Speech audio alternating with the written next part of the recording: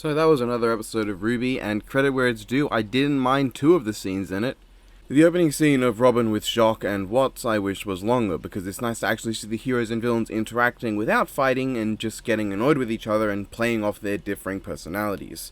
But then it has Crow be like, "Let's just kill General Ironwood," as if that wouldn't have absolutely massive consequences that would lead to a lot of deaths in Atlas, as people are confused and unsure what has happened. Yeah, okay, Winter could take over, and if Crow does kill Ironwood, then Winter's totally going to take over as the big boss man of Atlas, and then you're gonna either have her giving conflicting orders to what Ironwood did, and that would confuse the troops and lead to a bit of dissent in the ranks, or you're going to have her continuing Ironwood's orders, in which case Crow is going to have to kill her too. But, you know, I don't think RWBY's going to touch on either of those problems.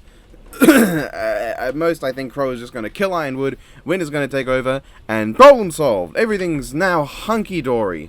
But of all the irrational decisions people have made in RWBY in the recent few volumes, Crow's is more understandable than most. He just lost his senpai Sama-kun Sama-chan. But he blames Ironwood instead of blaming, I don't know, Robin, who started the fight, or blaming Tyrion, who killed Clover, or blaming himself for continuing the fight even after they'd already crashed. No, I won't let that slide. People focus a lot on Crow working together with Tyrion, and that's the big problem. That's not the main problem. If you fucking pay attention, Crow attacks Tyrion and Clover stops him because Clover is a fucking idiot. No, he is not justified in attacking Crow instead of Tyrion just because Crow was his current target. Tyrion was also his target, likely at a similar priority level to Crow. Clover should have logically thought, both of these guys I need to take in, beat up Tyrion with Crow, then beat up Crow. Tyrion is the most dangerous one here.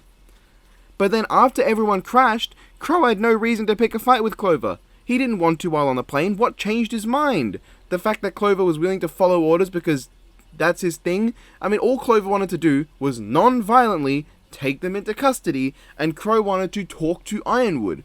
What changed his mind? Did the crash hurt his brain, or did Clover fighting back against Robin after she tried to shoot him come off as irrational in Crow's head? Anyway, the scene ends with Watts getting smacked in the face, and if this is supposed to come off as cruel treatment of prisoners, no. Watts caused a lot of people's deaths, off-screen and theoretically, so fuck him. The other scene I kinda liked was the ending. I don't know what this kind of Grim is called, but this individual is called the Hound, which kind of lessens how badass he is because he's no Sandor Clegane. But regardless, this is the best Grim we've had in a long time. It doesn't have silly, wacky, inflating arms, it doesn't get bodied immediately, and isn't so big that interacting with the protagonist is nearly impossible. It's just some weird, lycanthropic, mutating Grim that can even talk. And let me be honest, the best scene in this episode is literally just a Grim saying no. Nah. But also this scene did kind of have me screaming at my computer monitor. So really the Grim talking and that big, then like the music build up to that really saved it. Because the moment this thing shows up to attack Oscar, everyone else just stands there. They just stand there as it thrashes Oscar around and destroys his aura. I don't know why none of them tried to help him. They are awful friends. It's only after it has picked Oscar up and started using him as a shield that they actually try to fucking fight him. Seriously?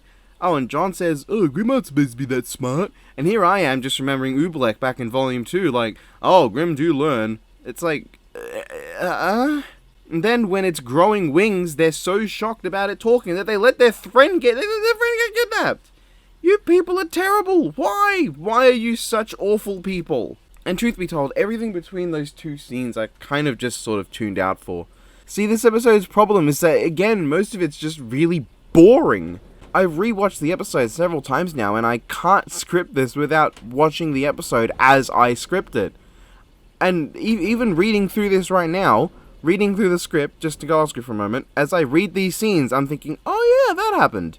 Oh yeah. There's this new scene where this one takes the mic and, I quote, flexes on camera. Oh, that made me cringe. She straight up just says, "Hey, Ironwood has abandoned you," on national television. Yeah, sure, that won't lead to panic. There's a scene of Yang goofing off on a bike, which seems really out of place in this darker volume, and also lasts all of 5 picoseconds. And I remember one bit where John is good with a child to, like, get them to the crater, play with them, which just goes to remind you both that John has a much better handle on the parts of being a huntsman that don't involve beating people's brains in, and that Miles Luna thinks very highly of himself. John shows off new tech from Pietro's workshop, which comes off as really silly when you consider Yang could have just shot the 2 sabers that were charging. She could have just dead. You didn't have to fucking throw that shield and do this elaborate thing with Ren. John and Ren remove everyone's color to protect them from Grimm, but why aren't he, Ren, Oscar, and Yang colorless? Why are they still colored? Why did they allow themselves to be detectable by Grimm? Sure, you're not feeling negative, but if any stray Grimm happens to see you, they're going to attack and endanger people, you fucking idiots. Is that really a risk you want to take? Imagine if a dragon wyvern thingy up the top sees you. Yeah, you can fight back, but what if it crashes into the group and kills some people along the way because you decided to not cover yourselves? Why? Why? We already know that main characters are not immune to this color removing thing back in Volume 4. We fucking saw it. We outright motherfucking goddamn fucking saw it. It fucking happened. It's right on screen right now. I'm showing you right fucking now. Why? There's a scene of Ruby and Weiss's group, which is a case of, we need this scene for the plot, but it's still very dry and boring. We're only 2 episodes into the volume, and I'm already seeing the problem of having it stretch over 2 days' time. While all of what we see is more or less relevant, very little of it is interesting.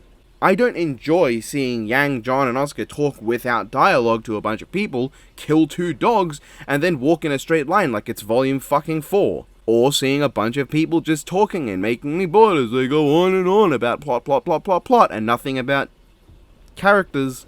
They don't interweave character dynamics with the plot, they just sort of have it switched between them. And then Penny says, I don't like this, it makes me sad, which is cool, that's moderately interesting, and then it's gone. I did not script an ending to this review because there's nothing to talk about. So yeah, this episode, it was objectively fine, but I was super bored for most of it, and the parts that I did like were also the parts that make me go, what the fuck the most, and scream the most. So, what would I rank this? How much do I like it? I'm gonna leave that up to you guys to decide. 'Cause this episode is it's just boring!